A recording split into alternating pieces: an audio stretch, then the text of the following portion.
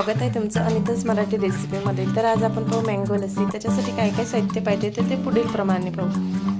आंबा, दही, साखर आणि विलायची। कमी साहित्यामध्ये आणि खूप छान प्रकारे आणि स्वादिष्ट मँगो लस्सी कशी बनवायची ते पाहू।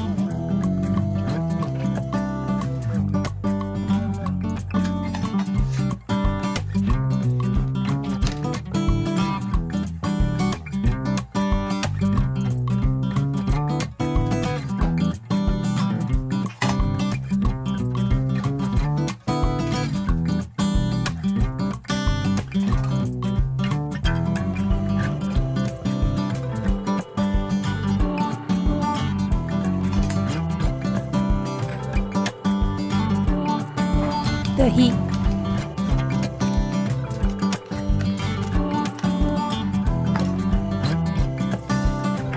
साखर, विलायची। आता हे सर्व झालेलं आहे। आपला आंबा टाकला, आपण दही टाकलं, साखर टाकली आणि विलायची टाकली। आता हे आपण मिक्सरमध्ये ग्राइंड करून घेऊ, एकदम पेस्ट बनवू।